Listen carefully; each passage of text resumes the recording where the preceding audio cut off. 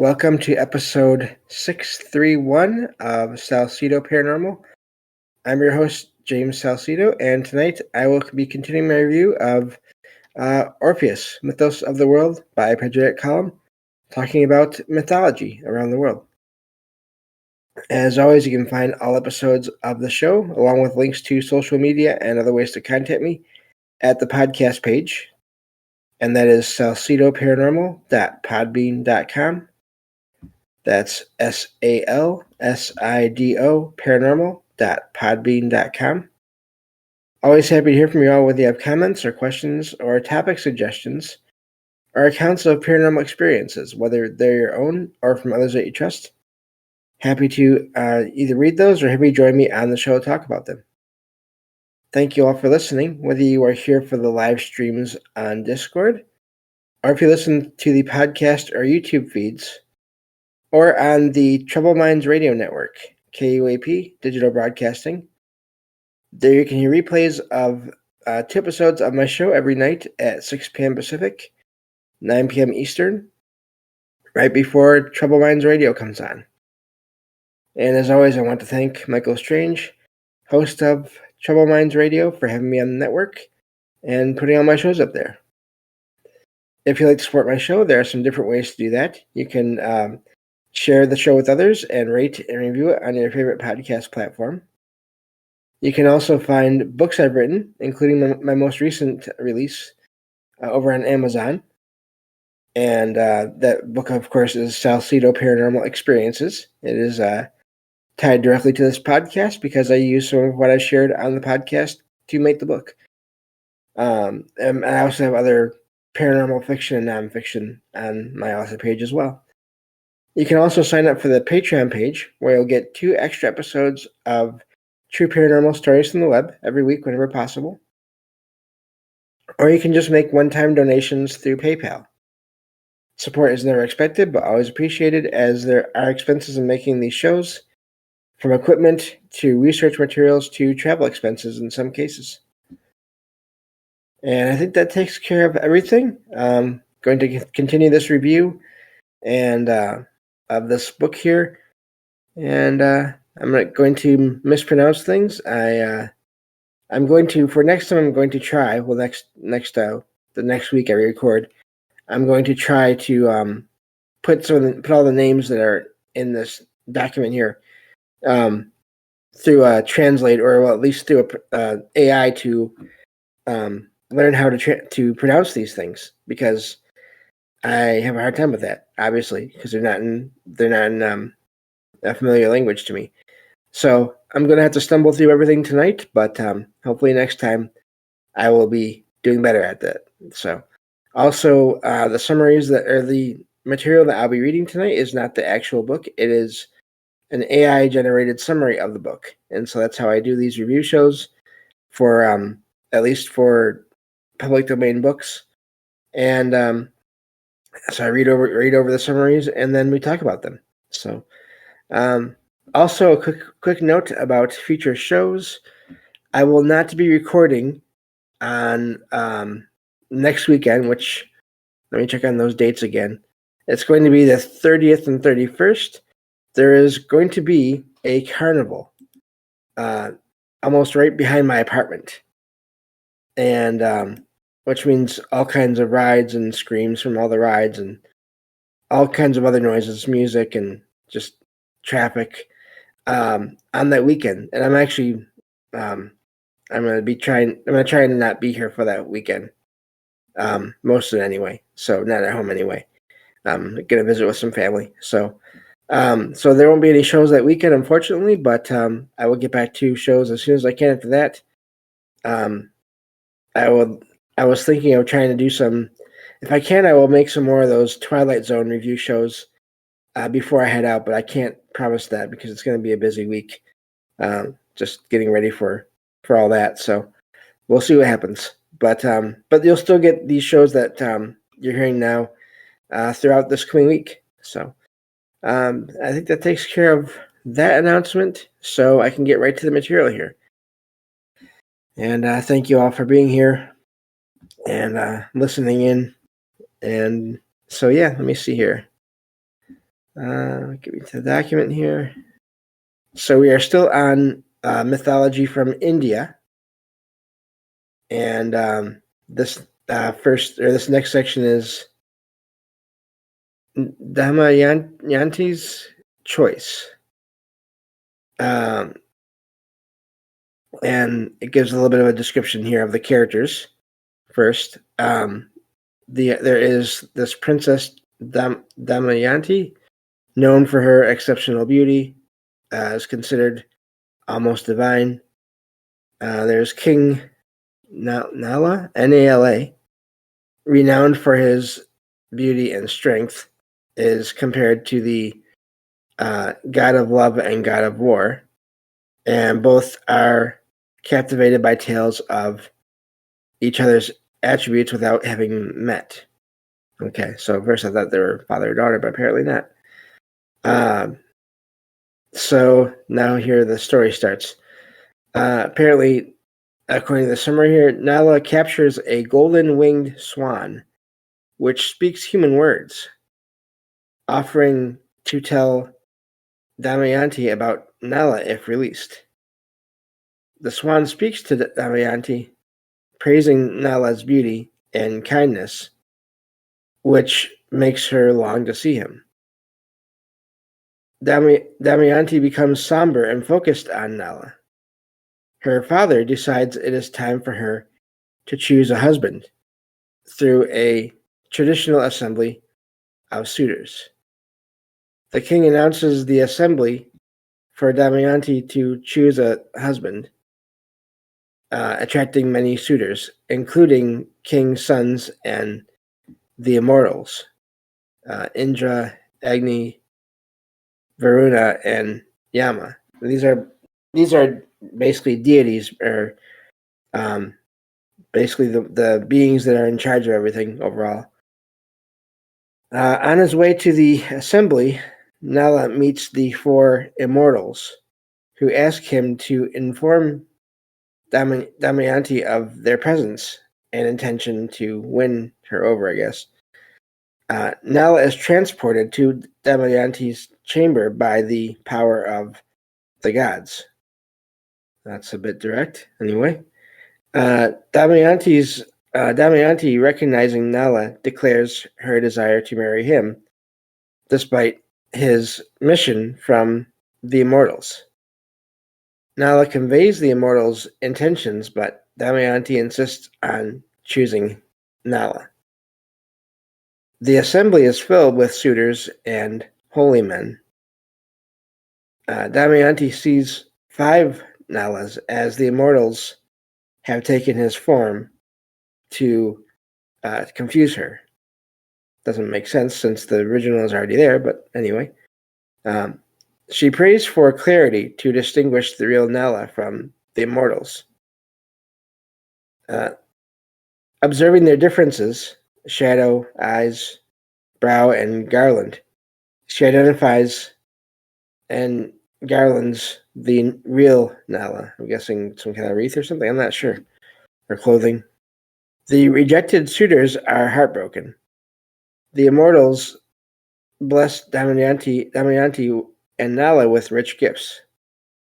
Saints and sages praise Damayanti for her wise and noble choice. That's the end of that section there. I don't have really much on that, except just, again, you have this idea of trickster, kind of, or at least somewhat of a trickster spirit or deity, at least in that particular case there. They were not being, of course, they were not showing themselves as they were. But yeah, so don't have too much there, but that ends the section on India. Next, we're getting into Buddhist. I'm not sure if I'm saying that right either. Mythology here, and so let's see here. This looks like a fairly small section. It doesn't even have like subtitles in it. So okay, yeah, it's like only one. It's only one story apparently, or one one piece of mythology here. And this is called Gautama's Attainment. Gautama, born into a royal family, married a princess and was anticipated to become a world ruler. Known as Prince Siddhartha in his father's palace, he lived surrounded by power and luxury. Despite his privileged life, Gautama sought to rise above worldly delights and power. He left his family and palace to become a hermit, seeking to find a way to escape the cycle of birth, death, and suffering. He lived in the forest for 6 years, subsisting on a few grains of millet seed. I believe I've heard that's some kind of rice or similar to rice. Decided to seek enlightenment through other means, rejecting extreme asceticism, which basically means, from what I've heard and read, means not limiting himself to the least that he needs to survive. From what if I'm not mistaken. So he came to a village where Sujata, Sujata, following a dream, offered him pure food in a golden bowl. Eating the food and bathing in the river, he saw the golden bowl float upstream, taking it as a sign of impending enlightenment. Birds, beasts, and friendly spirits guided him to the tree of knowledge. The spirits and creatures were to witness his victory over evil forces. Mara, M-A-R-A, with little signs over the A's, the chief of evil spirits, attempted to dissuade Gautama by posing as a messenger and later by attacking him with an army of horrifying spirits. Gautama remained unmoved, causing Mara's forces to become powerless. Mara's 3 daughters, Desire, Lust, and Pining, tried to seduce Gautama. Gautama's focus remained on attaining enlightenment, leading Mara's daughters to kneel and pray for his success. After a night of meditation, enlightenment dawned upon Gautama. He understood the binding of all existence. Excuse me. Excuse me. He understood, the law binding all of existence and achieved perfect enlightenment, becoming Buddha. That is my cat, Logan, apparently saying hello. He radiated rays of 6 colors across the universe, causing creation to rejoice. He meditated for 7 days under the tree of knowledge, protected by the serpent Mucalinda, Mucalinda. Gautama gained the knowledge to break the cycle of birth and death, and went forward to teach mankind. And that's where that section ends. So it's amazing how hello Logan. Okay, looking at the chat here, DG says, you think marriage to an immortal god could have had benefits? Yeah, I don't know. Millet is pet birdseed. Oh, thank you. I had no idea. Wow. Yeah, cat break. Yep. There is no controlling a cat during a recording. I mean, especially not in a small apartment. There's nowhere to put the cat, at least safely or humanely. So things happen during these recordings. So yeah, that's it's amazing how spirits are just around like everywhere in one form or another. And I wonder sometimes when it comes to all these other deities and quote unquote gods and all those things, um, do they have spirits? Are they spirits? Are they a mix of physical and spiritual, just sort of on a larger scale, similar to other physical beings here, from people to all different kinds of animals, including cats. And so I just wonder about that sometimes. Yeah, DG says cat break. Ignore you all day and then meow into the microphone and into the night. Yeah. So, but yeah. So I don't know. That's an amazing. I heard that before somewhere, that account. But yeah. Moving on to the next section here. Let's see if we can get through one more story here. And now we are on to Chinese mythology. Let's see. Looking at this, okay, yeah. So still a ways to go. This says the first section is in the beginning. Yang Yin, YANG-YN. I'm thinking it's similar to yin and yang. I'm not sure if I'm saying those right. Represents light dash darkness, heat dash cold, dryness dash moisture. The subtle formed the heavens, the gross formed the earth. Yang, active, male, in parentheses there, and yin, passive, female, in parentheses, created seasons and earthly products. Now keep in mind, this is according to Chinese mythology here. Yang produced fire, the sun. Yin produced water, the moon. That's quite the association there, water and the moon. Sun and moon interaction produced stars. Earth received rivers, rain, and dust from the heavens. Yang and yin combined to produce all creatures and things.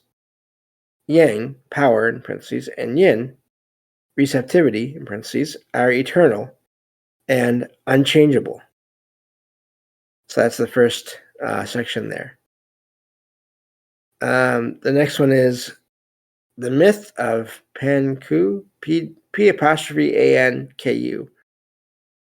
Before Yang and Yin, Panku existed with a chisel and mallet. Panku had horns and tusks, grew 6 feet daily for 18,000 years. He organized the universe, forming mountains, seas, rivers, and valleys. The universe, that's amazing. Because if you think about that, that's not just one world, according to that word anyway. He was attended by dragon, unicorn, tortoise, and phoenix. The dragon embodies yang, changes size, color, and breathes clouds. The unicorn is strong, virtuous, embodies yang and yin, and avoids living vegetation and grass. Avoids? Yeah, that's what it says. Okay. Tortoise. The tortoise possesses the secrets of life and death, creating clouds and palaces. The phoenix is the head of birds, colorful, harmonious.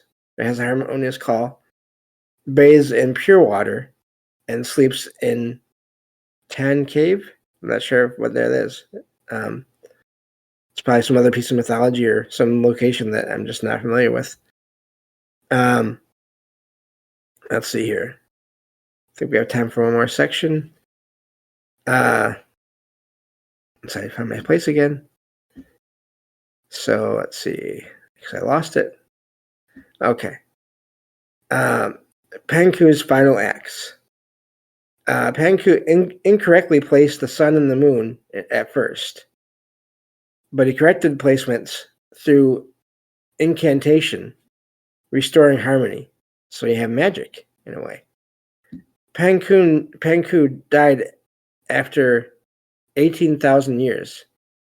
His body parts became elements of the world. His breath became the wind and clouds. His beard became the signs in the sky. His voice became thunder. His limbs became earth's quarters. His head became the mountains. Flesh became the soil. His blood became rivers. His skin and his hair became herbs and trees. His teeth, bones, and marrow became metals, rocks, and precious stones. He created a multi-layered universe, 33 heavens, 18 hells. You notice there are 3 and 3, and then 1 and 8. You have your numerology there. I'm not sure what it all means, but your 3, 6, 9. As if you listen to Troubled Minds at all, you can find references to that here and there.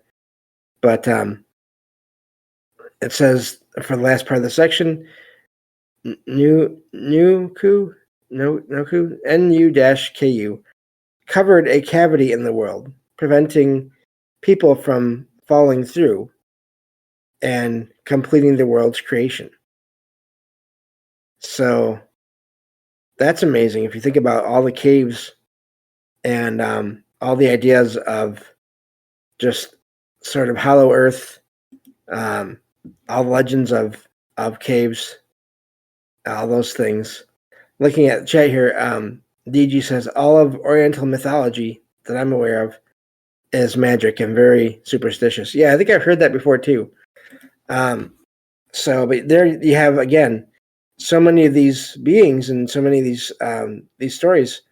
When they pass away or when they're killed, in some cases, they become parts of the physical world. They become the pieces and parts of planets and just elements and all these massive things.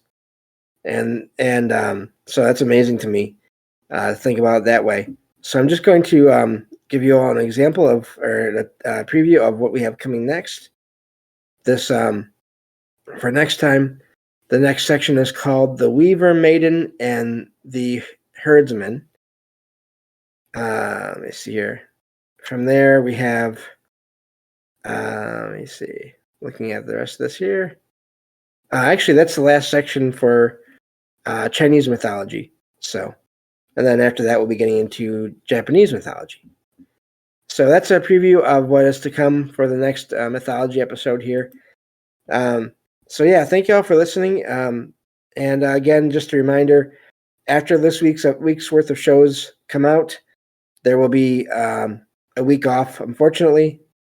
I don't like doing that, but that's how it is sometimes. And but then I'll be back to the regular schedule, basically the first weekend of September. And thank you all for listening. And I will talk to you all next time on Salsidoparanormal. Take care.